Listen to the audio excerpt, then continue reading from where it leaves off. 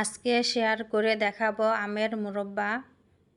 প্রথম থেকে শেষ পর্যন্ত তৈরি করে দেখাবো।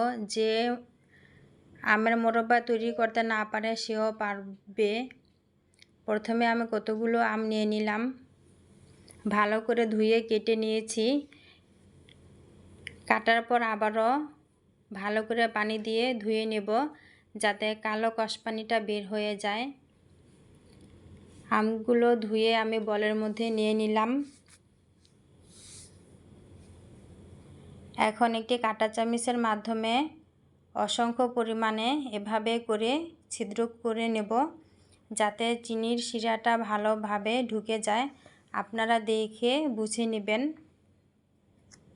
এই তো পুরোটাই আমি কভার করে নিয়েছি।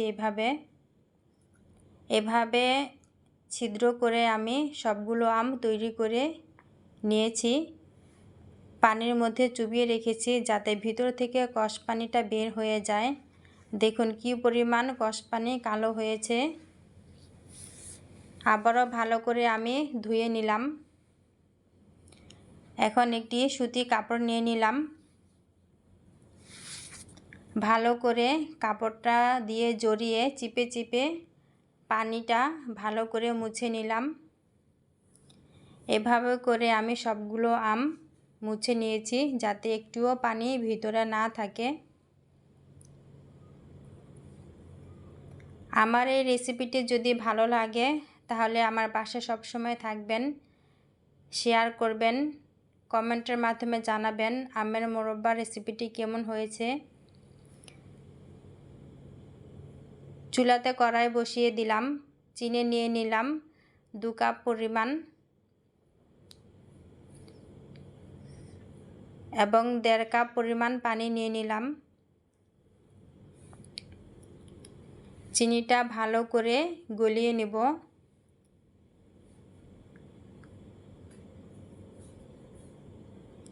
নিয়ে নিলাম তেজপাতা, দারচিনি, এলাচ।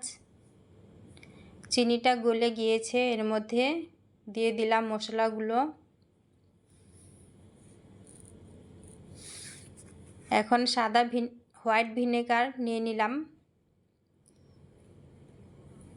2 থেকে 3 চামচ পরিমাণ দিয়ে দিলাম। আমগুলো সবগুলো দিয়ে দিলাম, বলক চলে এসেছে।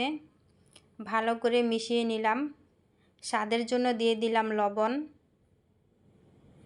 এই তো আমটা পুরোপুরিভাবে সিদ্ধ হয়ে যাচ্ছে। দিয়ে দিলাম অল্প পরিমাণে হলুদ। প্রায় অল্প জালে 10 মিনিট রান্না করে নিয়েছি। খুব সুন্দর করে আমার মুরব্বা রেসিপিটি তৈরি হয়ে গিয়েছে।